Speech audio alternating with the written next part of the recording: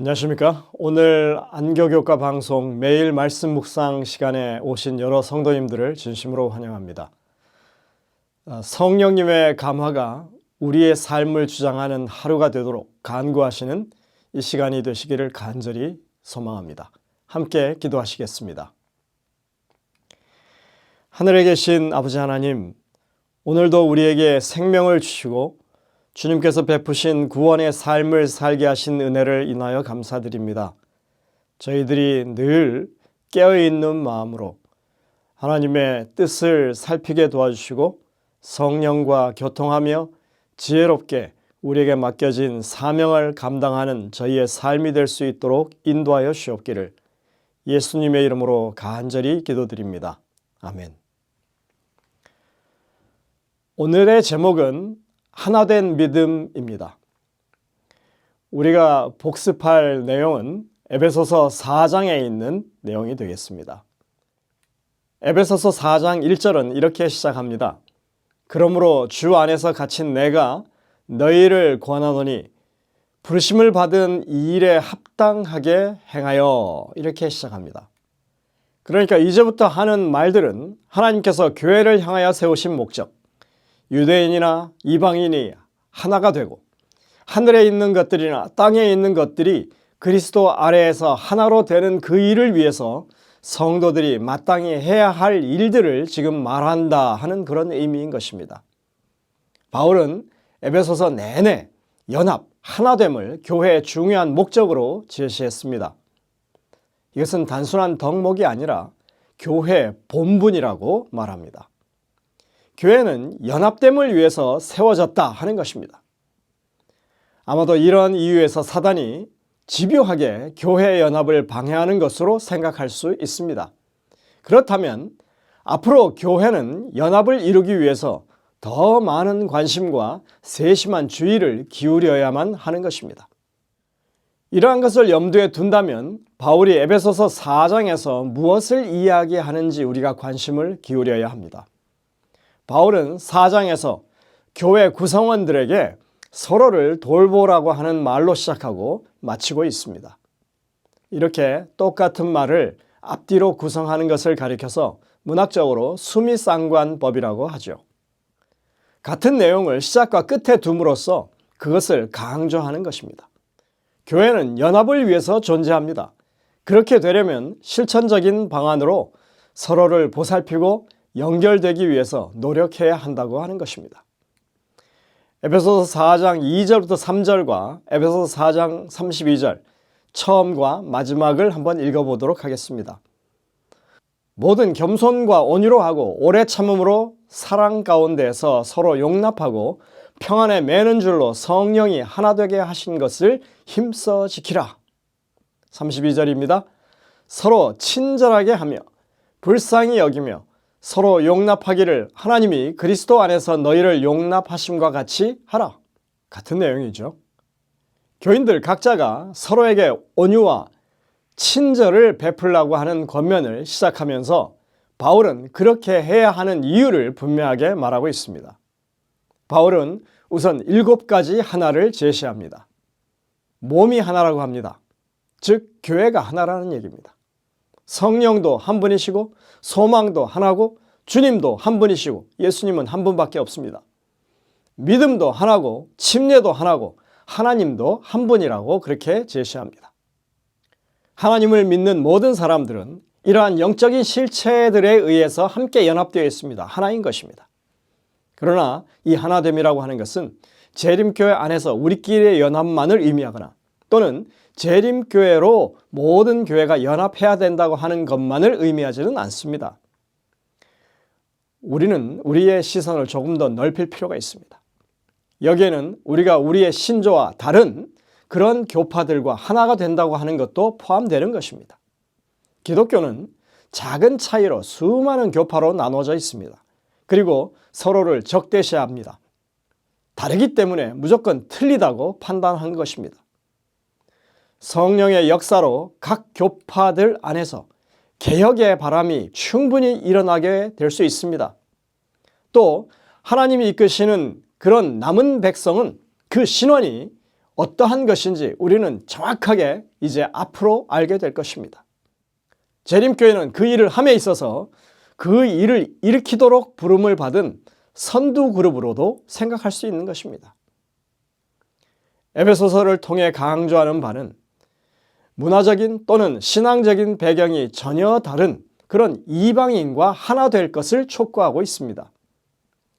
에베소서의 연합이 그런 차이를 극복하는 그런 연합이라면 오늘날 기독교 내 교파들이 서로가 근소한 차이들을 극복하고 형제 자매로 용납하면서 친절을 베풀고 연합하는 일이 불가능하다고만 생각할 수는 없는 것입니다.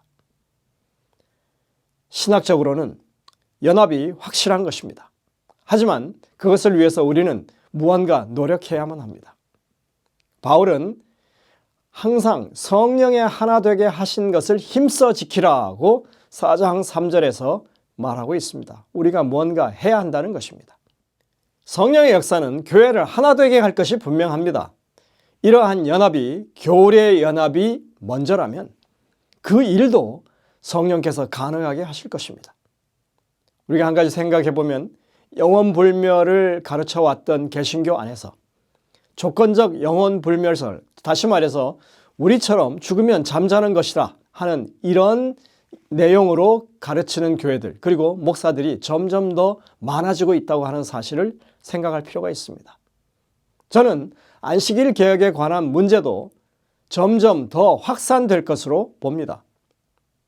종교개혁으로 교회 변화가 분명하게 생겼다면 그렇게 제2, 제3의 종교개혁이 일어나게 하실 수 있는 분이 성령이십니다. 성령은 재림교회 안에서만 역사하시지 않으십니다. 모든 교파 안에 성령의 역사하심이 일어나고 그리고 분명하게 그러한 일들의 일치를 가져오게 일하신다고 하는 것을 우리는 겸손히 인정하고 하나님의 크신 계획 속에서 때를 기다리면서 우리가 맡은 사명에 최선을 다하는 자세가 필요하다고 봅니다.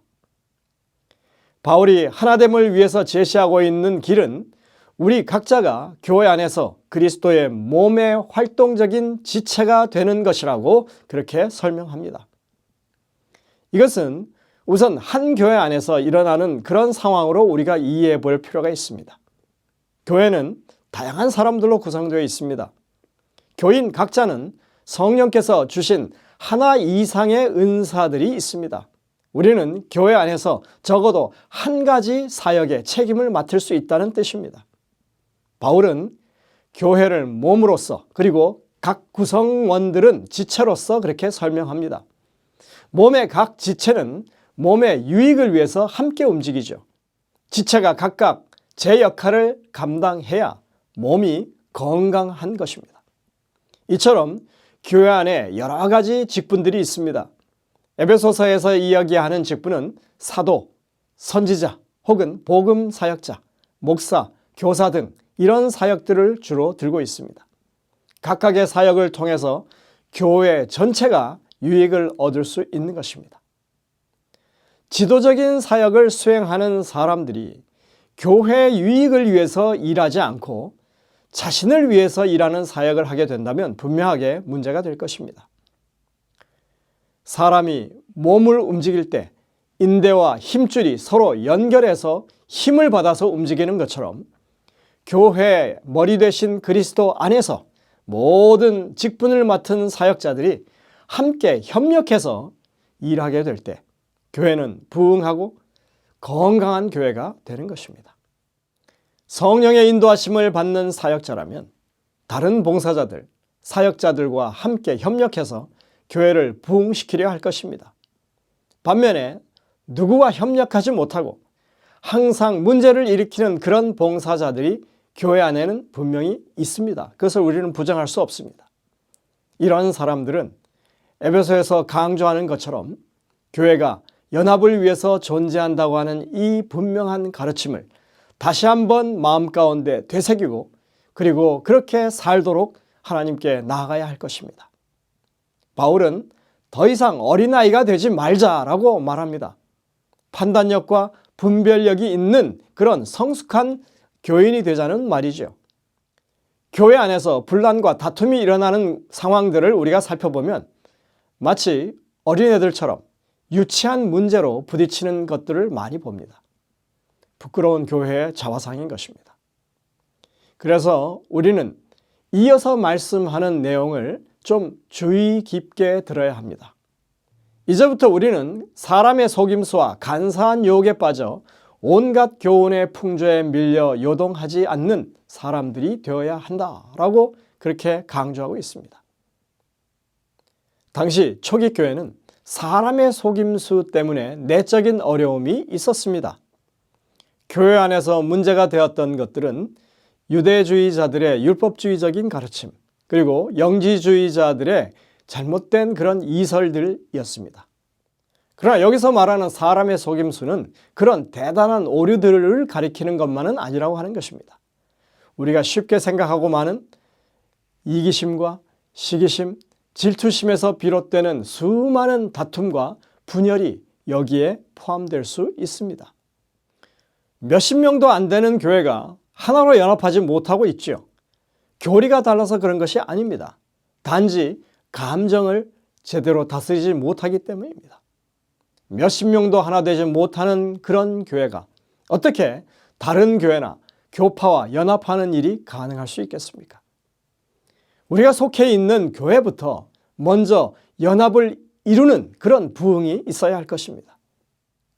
바울은 서로 친절하게 하며 불쌍히 여기며 서로 용서하라고 하는 그 마지막 호소로 나가기 위해서 신자들에게 이전의 강팍한 마음을 버리고 분노와 거친 말을 피하고 대신에 덕을 세우고 은혜를 주는 말로 대신하라고 요청합니다. 여기에 교리의 연합을 강조하는 구절이 없습니다. 바울이 서두에 강조했던 하나됨의 근거, 그 7가지 하나됨을 여러분들 생각해 보시길 바랍니다. 몸이 하나, 교회가 하나라고 했습니다. 성령, 소망, 주님이신 예수 그리스도, 믿음, 침례, 하나님이 모두 하나입니다.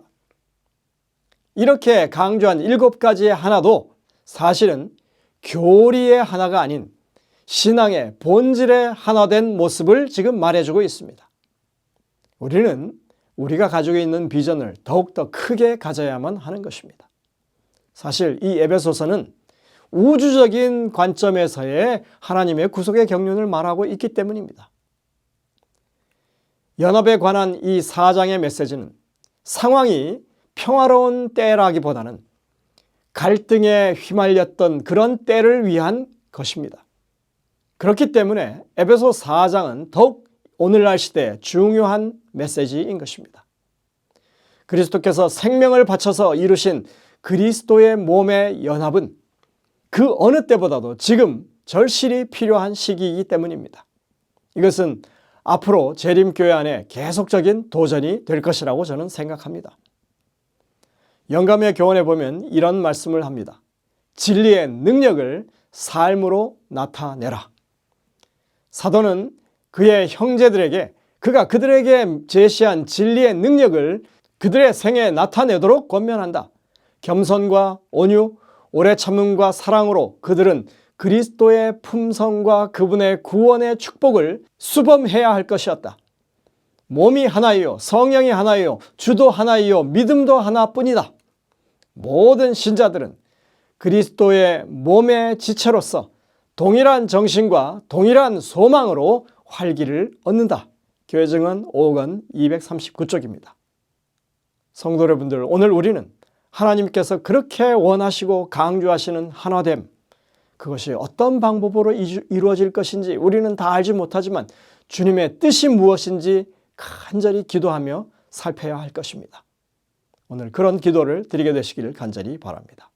기도하시겠습니다. 하늘에 계신 아버지 하나님, 그렇게 거듭거듭 하나됨을 강조하시고 교회 연합을 주도하고 계신 분이 우리 하나님이심을 다시 한번 깨닫게 하시니 감사드립니다. 작은 교회로부터 모든 교단에 이르기까지 정말 하나님께서 하나 되게 하시려고 하는 그 뜻을 살필 수 있도록 도와주시고 우리가 먼저 솔선수범해서 하나님의 뜻대로 교회를 하나로 이루는 일에 최선을 다하는 모두가 될 수 있도록 인도하여 주옵기를 예수님의 이름으로 간절히 기도드립니다. 아멘.